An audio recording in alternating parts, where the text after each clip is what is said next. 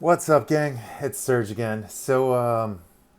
Yeah, I'm keeping my promise. The previous video is not a one-off. Definitely wanted to keep you guys updated on everything that's been happening.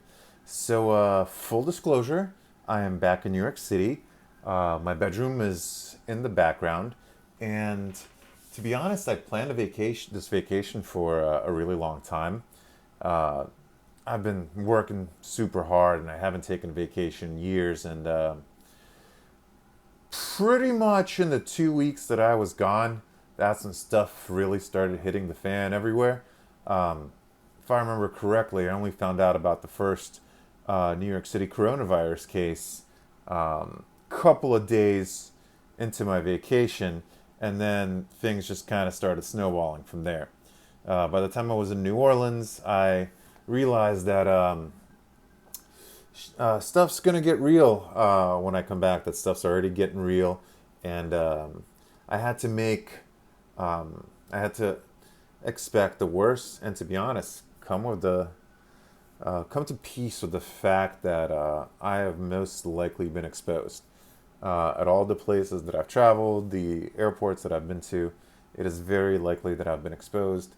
And the thing about that is, you come to peace with the fact that you won't be able to see your family for a bit. You know, I have older family members. I love them dearly. I treasure every moment that I have with them. Right now, I'm keeping my fingers crossed that I'm okay, that they're okay. We're talking with one another, and I haven't shown any symptoms or anything like that. But I am definitely following the quarantine slash self isolation, like social. What do they call it? Flattening the curve, social distancing, all that stuff. So I definitely feel healthy as an ox. So that's good. But this one's not about me though. This one is about prepping. Now, when I started seeing the news about the virus uh, weeks before my vacation, I realized, you know what? Something seems a little bit off. Something here is a little strange. Everyone called me crazy, but I went to the store. I got a bunch of supplies, and I just kind of packed them up for a rainy day, hoping that I never got to use them. But then, when I come back, I hear all these things about stores being empty everywhere, and like toilet paper and hand sanitizer not being available. So I was kind of getting back into the lines then when going back into New York. But I had a theory, and it turned out to be 100% true. And if any New Yorkers are watching this, or if you have any friends and family that are in New York, you probably already know this. But the stores are very much active and almost fully stocked here in New York City. Now, here's the thing.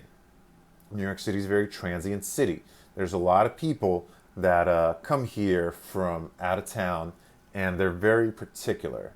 There's a lot to be said about those kinds of people, but let's just say that those people only shop at Trader Joe's.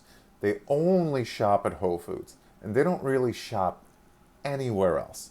So those were the people that were mostly posting pictures of empty shelves.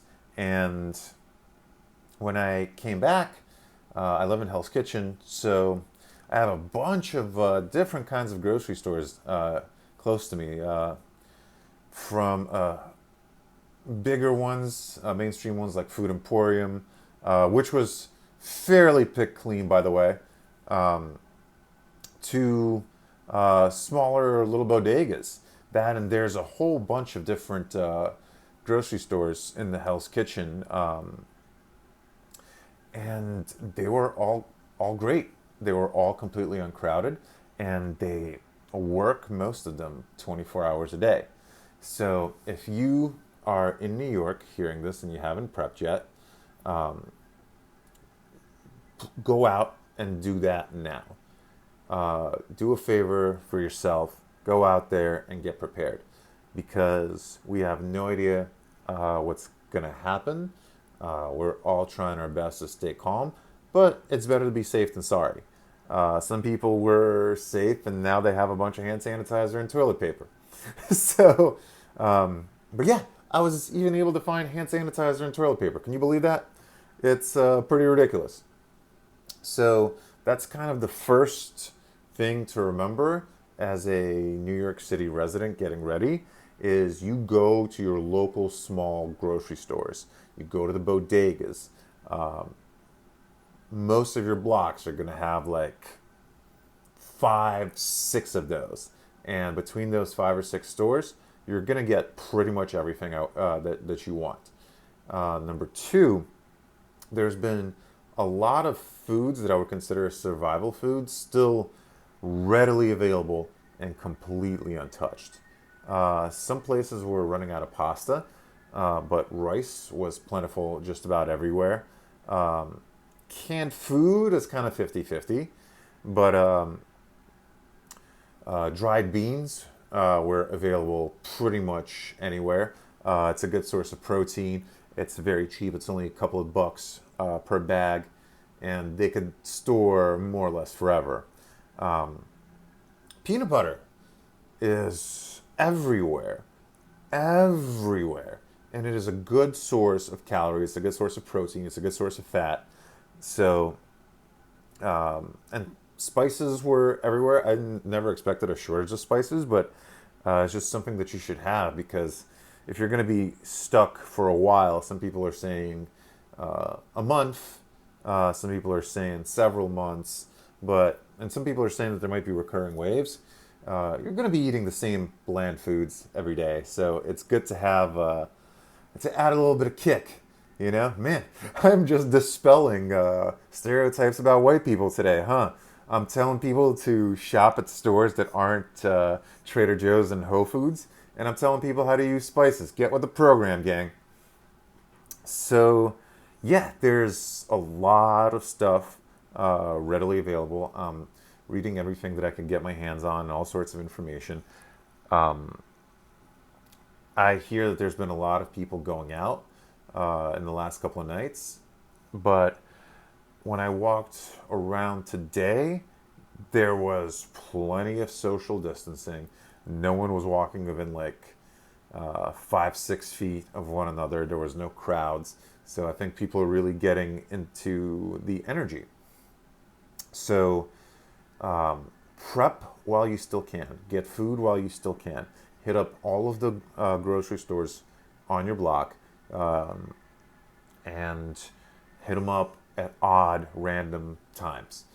I'm shooting this video. It's Sunday, March 15th. It's 11:40 p.m. And I know at least 4 of them that are open right now and that I can go hit up for emergency supplies.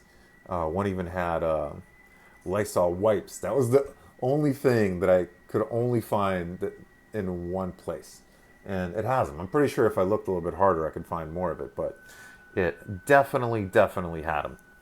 The other thing is I saw it on Mike Cernovich's blog. Shout out to Mike Cernovich. Flashlight. Sorry about that.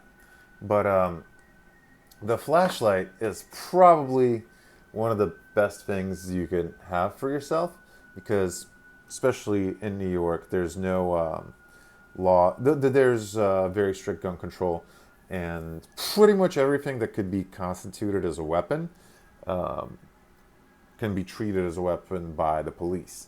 So people need some sort of ways to defend themselves. And if you saw that little shiner I just shown at you, that was 1,000 lumens. Oh, I just learned about the flashlight rating system, but Mike Cernovich recommended 1,000 lumen flashlight, and I got one, and this thing is bright. So you could shine that bad boy. It's right directly at someone's face, blind, disorient the heck out of them, and just use it to get out of Dodge. Just move real quick, live to see another day. No need to try to be like some sort of super tough guy fighting on the street, because who knows, the guy might cough on you and you might get the coronavirus. Who knows? But yeah, there's still time. Um, New York City is very lucky with that, just because uh, it's a big place and it's served by a variety of grocery stores of various sizes, of various, I guess, food styles, and all the panic buyers seem to be ignoring the long-term stuff. Again, I saw a bunch of Quaker oats and a bunch of rice everywhere. So that's it for now. Time to go get some sleep because I am working remotely tomorrow. Hopefully you are too, and hopefully this quarantine slash episode, whatever the heck it is, won't last too long, and we'll all be good. But in situations like this, you're either it's better to be completely over prepared and look silly than be totally underprepared and look awful, because the consequences of being underprepared are way worse than the silliness of being over prepared. All right, so you guys have a good night, and I'll keep posting these. Videos are fun. Besides, YouTube's going to be our only entertainment for a little while now that there's no sports on TV. You know, playoffs should have been coming up soon. Oh well. Yeah, like and subscribe if you like my stuff, and I will be back tomorrow night. Have a good night.